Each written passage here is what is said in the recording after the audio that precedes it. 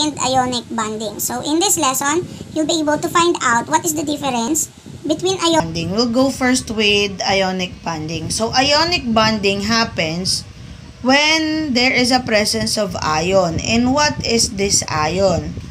Hindi ito yun si ion na jowa ni Vice Ganda, okay?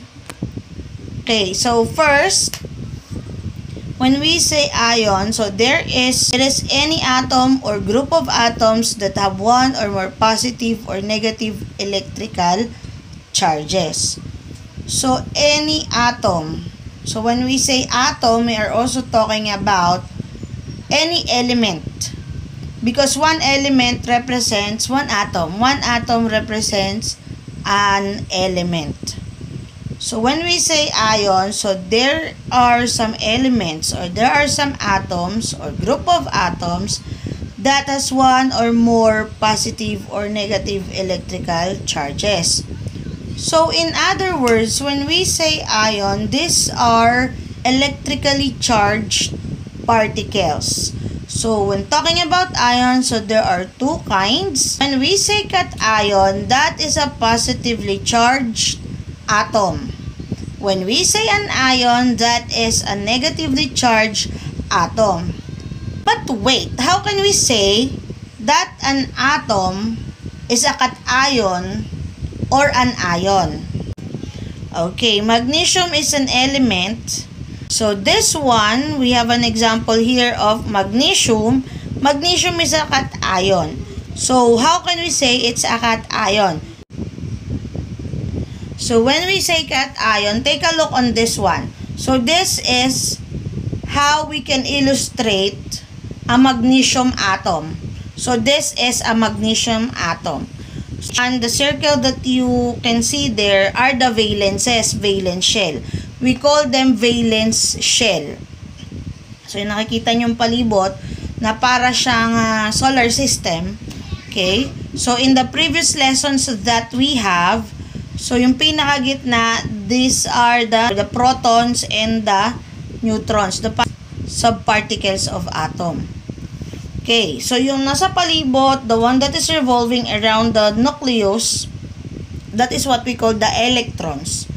As you can see here, so fina-follow dito is the octet rule. Octet rule, it means each valence shell, especially the outermost valence shell, yung nasa pinakabilog sa labas, that is now nilalagyan ng 8. Kaya octet rule. The outer valence shells should have 8 electrons.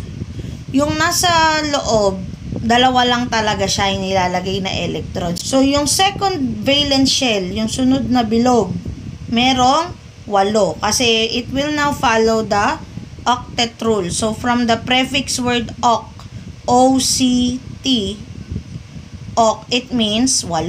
So octet rule. So may 8 electrons sa second valence shell. And then the outermost shell has only 2. Bakit 2? Kasi ang magnesium may atomic number 12. So pa-follow nyo yung atomic number 12 para alam nyo lahat kung ilan yung electron. The atomic number represents how many electrons thus an element or an atom have. So, 2 sa inner shell, 8 yung nasa second shell, valence shell, at may 2 doon sa pinaka-outermost shell. So, there are 2 electrons that can be given or that can be donated. So, si magnesium cation, it means meron siyang pwedeng madonate na 2 kasi siya ay unstable. Kasi may 2 natitira. Dapat bawat shell ay may 8 electrons. They should have 8 electrons. Kaya siya cation, kaya siya positive charge because there are 2 electrons that can be donated or there are 2. In the second illustration, how many electrons do we have? So we have 1, 2, 3, 4, 5, 6, 7, 8. 8 electrons. And these 8 electrons is oxygen. Okay? So, as yun sa outermost, Kasi kukumpletuhin na lang natin yung ano, 'di ba? Kasi atomic number 8. So, yung nasa pinaka-outermost shell ay 6. 2, 4, 6. 6. So, if we're going to follow the octet rule na it's supposed to have 8 electrons on the last valence shell or on the outermost shell, it is lacking 2 electrons. Once that the atom or the element is lacking, kulang ng 2 electron, so we call it an ion. Okay. So, an ion is negatively charged. So, negative siya. Bakit negative? Kasi kulang siya. And this one is the one which receives the excess electrons from the other atoms. For example, meron tayo dito cation, magnesium. So, siya, sobra ng 2. Kasi positive 2. 2 yung elektron na sobra. Doon sa isang particle or atom na anion. So, again, when we say anion, kulang siya. So, it needs to have, what does it need? It needs to have a donor. So, itong atom natin na anion is an oxygen and it's lacking 2 naman. Lacking siya ng 2 kasi kailangan 8 lang lagi ang nasa pinaka-outermost valence shell. Okay. So, ions, ion are formed when 2 atom lose or gains electron. Nangyayari yan, nag-form ang ion when atoms or the elements loses or gains electrons. So, like what I've said a while ago, so they follow the octet rule. So, the outermost valence shell must have 8 electrons. Kailangan 8. Kasi octet rule, so yung pinaka-outermost shell, valence shell, ay may 8 dapat electrons. So, pag may excess, so another shell yon. Pag may kulang, so what will happen? Si sobra magbibigay. Parang sa tao lang yan. Pag sobra blessings mo, ipamigay mo doon sa kulang. Okay? It makes an atom of an element unstable or unbalanced. So, these ions make them unbalanced or unstable. These ions are being, again, donated or being received. So, may donor at merong receiver. May nag-gain, may nag-lose. So, yung nag-lose, dahil sobra siya yung positively charged up. Yung tinatawag nating cation. Pag sino naman yung tumanggap, dahil siya nga yung kulang, so that is the anion or the negatively charged particles. To reach their stable state. And the product of it is what we call ionic compound. Tawag natin dun sa mabubuo sa ionic bonding is ionic compound. Bonding occurs between metal and non-metal. So, and it has a high polarity. It has no definite shape. It has a high melting point. So, ionic bonding or ionic compound has high melting and high boiling point. Okay. It is a good conductor of electricity. Kasi nga, meron siyang component of metal. So, it is a good conductor of electricity. What else?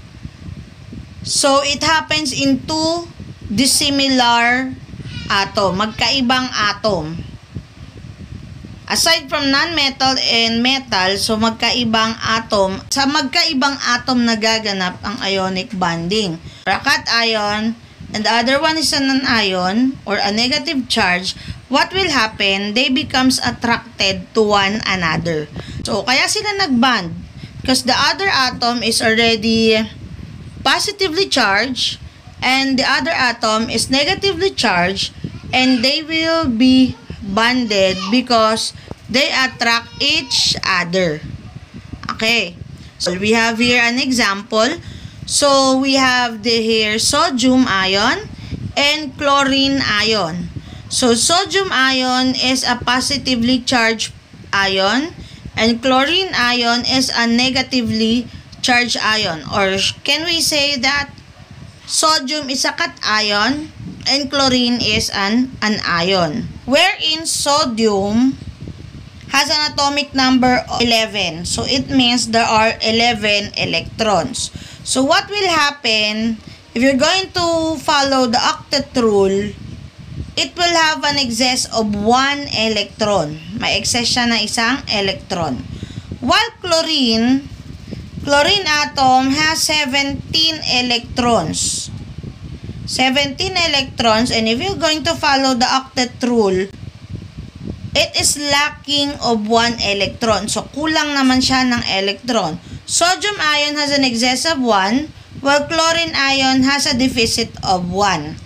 Sobra si sodium ng isa, kulang si chlorine ng isa. Sodium donate its excess electron, yung isa niyang electron na excess, it will be donated to chlorine. So, magiging both stable na sila. Gets ba?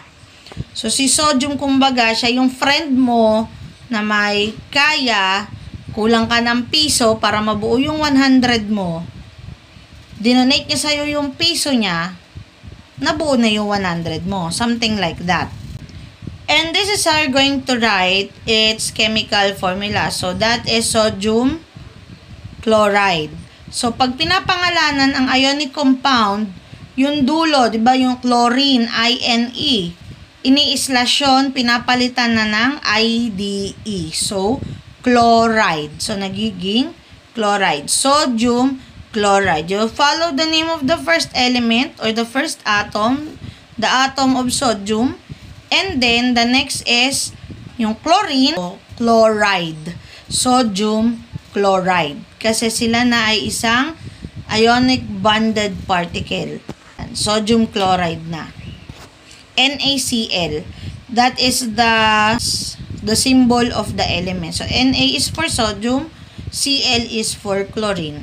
And after their bonding, so they become now sodium chloride. Another example here, we have magnesium. Magnesium, it has the atomic number of 12. Again, atomic number represents how many electrons does an atom or an element have. And oxygen has 8. Okay, so magnesium has 12. It is in excess of 2. And oxygen has 8 electrons. So, yung outermost valence shell ni oxygen ay 6 lang ang laman. For it to become stable, how many electrons does it need? Kasi octet rule nga eh. O, ilan ang kailangan niya? Kailangan niya ng 2. While magnesium, sobra naman siya ng 2. Kasi outermost shell niya ay may 2 lang na electron. So, 2 lang. Unstable si magnesium, sobra ng 2. Unstable si oxygen, kulang siya ng 2. Magdodonate si magnesium ng 2 dahil again, sobra siya ng 2. Dodonate niya kay oxygen kasi kulang si oxygen ng 2. So, what will happen to them? They will now be called as magnesium oxide. Okay, magnesium oxide, product of ionic bonding. Okay, next. Calcium and chlorine. Okay, so calcium has atomic number of 20 and chlorine has atomic number 17. So, si chlorine ay magkukulang ng ilan? 1. Si calcium ay sobra ng 2. So, si calcium, since it has 20 electrons, the outermost shell will have excess 2. Kaya positive 2 cation si calcium. Si chlorine naman ay negative 1. That there are 2 chlorine atoms bonded with the calcium.